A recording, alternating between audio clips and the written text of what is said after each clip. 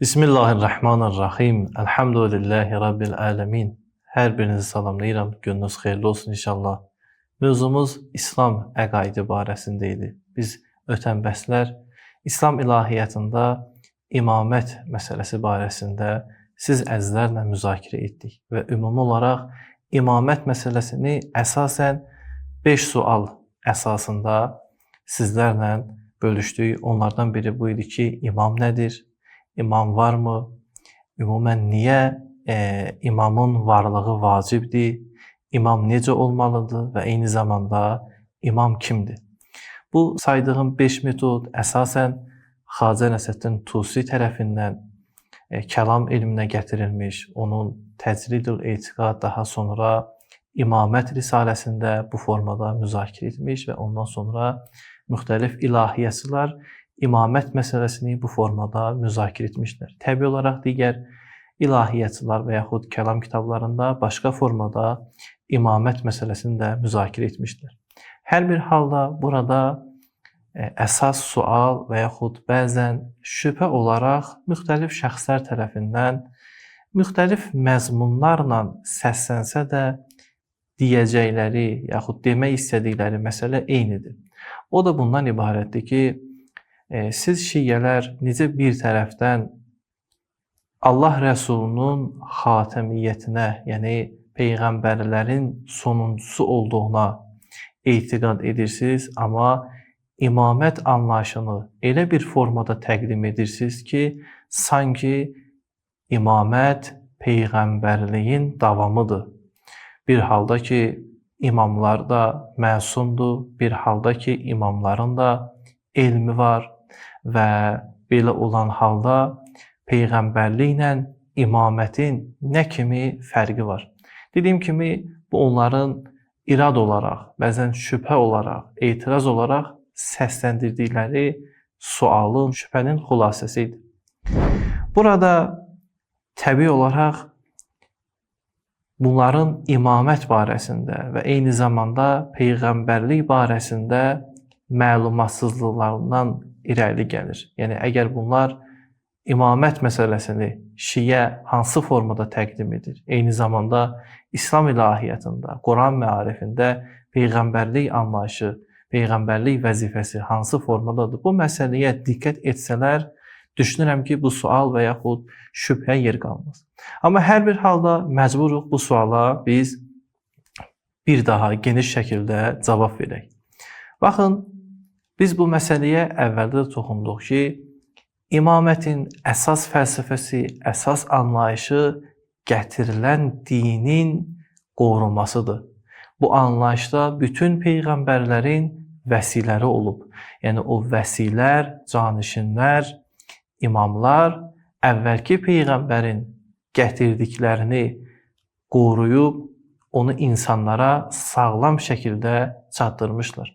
Bu mənada şiyyənin əqidəsi budur ki, imamət İslam dinini, İslam şəriətini təhriflərdən qoruyan, onu aydın şəkildə növbəti nəslə izah edən, çatdıran bir məqamdır.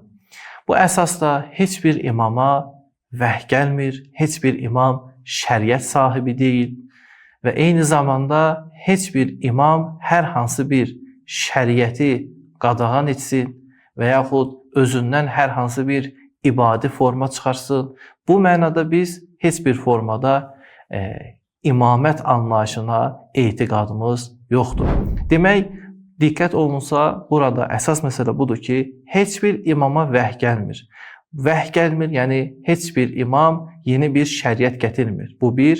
İkincisi budur ki, imam şəriəti izah edərkən, Qur'an-ı Kərimi təfsir edərkən, ümumən İslam məarifini insanlara bəyan edərkən vəhyə əsaslanıb söz demir. Bəs nəyə əsaslanıb deyir? Bu artıq imamın elminin mənşəyinə qayıdır.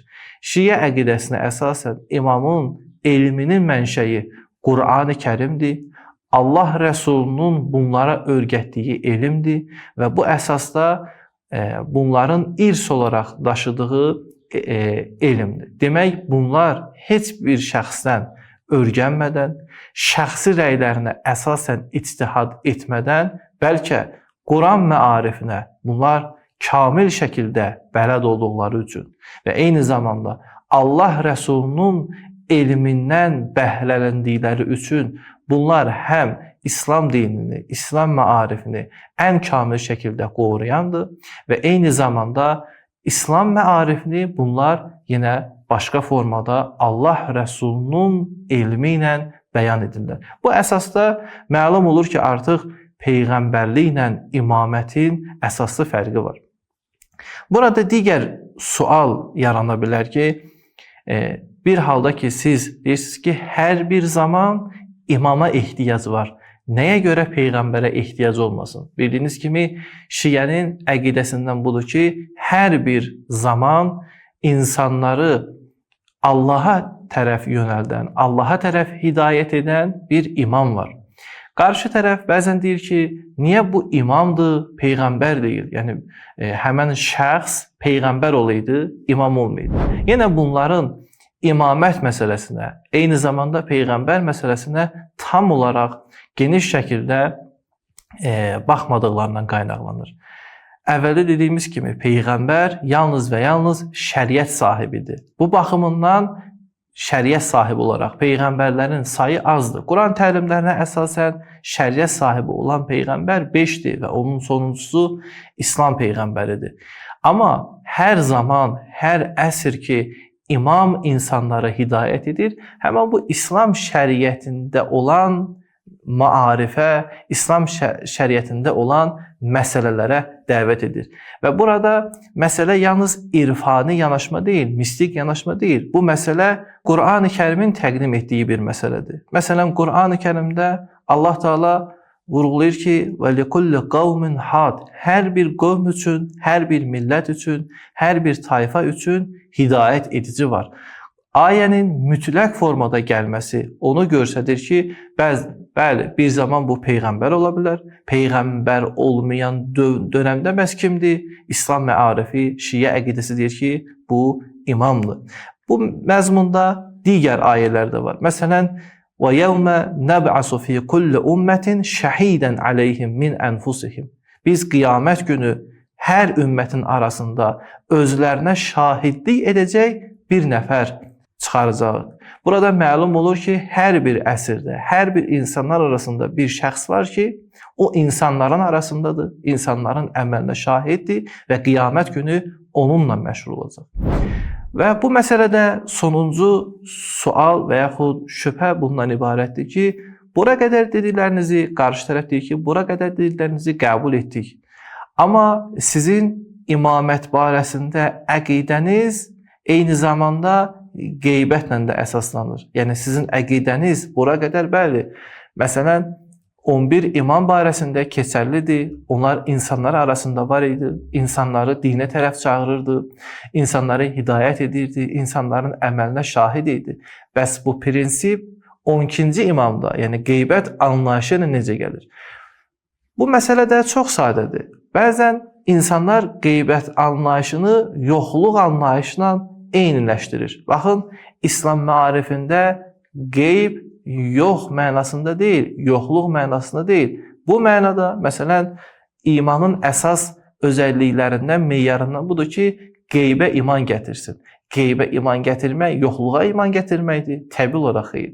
İmam Zaman əleyhissalam qeybdədir deyərkən, onun varlığı yoxdur, onun varlığı bu dünyadan tam olaraq ayrıdır mənasında deyil. Bəlkə onun varlığı var, lakin insanların birbaşa onunla ünsiyyəti, onunla tam olaraq istədiklərini ondan soruşmaq bu kimi məsələlərdən məhrumdurlar. Amma təkvini olaraq İmam Zaman əleyhissalam hal-hazırda var və yenə bu ayələr onun barəsində keçərlidir ki, Allah Teala buyurur ki, hər bir qövmün bir hidayət edici var. Bu hidayət edici bəzən tam olaraq huzuru var, bəzən isə qeybdədir. Huzurla qeyb arasında bu mənada heç bir fərq yoxdur. Mən son olaraq bu barədə bir şərqşünas alimin fikirlərini istərdim nəzərinə çatdıram. Henry Corbin bu məsələni bu formada təhlil edir ki, mən bütün dinləri, məzhəbləri nəzərdən keçirdim. Gördüm ki, Allahla əlaqəsi olan yalnız və yalnız şiyyədir. Çünki digər dinlərdə yəhudilər Həzrəti Musa vəfat etməklə öz əlaqələrini Allahla itirdilər. Məsihilər Həzrəti İsa'dan sonra öz əlaqəsini itirdilər. Müsəlmanlardan bir qrup isə Peyğəmbərin ölümündən sonra dedilər, artıq bizim Allahla əlaqəmiz yoxdur. Amma müsəlmanların içərisində bir dəstə var, onlar ki, şiyyədir. Onlar deyir ki, bizim Allahla olan əlaqəmiz, Allahın bizlə olan əlaqəsi heç bir formada kəsilməmiş və hər an Allah bizi özünə tərəf hidayət edir. Bu, onun baxışının qısa olaraq xülasəsi idi. Bununla da biz imamət məsələsini sona çatdırırıq. Təbii olaraq imamət məsələsi geniş bir məsələdir. Burada müxtəlif məsələlər, müxtəlif suallar var. Bunun isə müxtəlif kitablara müraciət edərək ətraflı oxuya bilərsiniz. Əssalamu aleykum və rəhmətullahi və bərəkətuhu.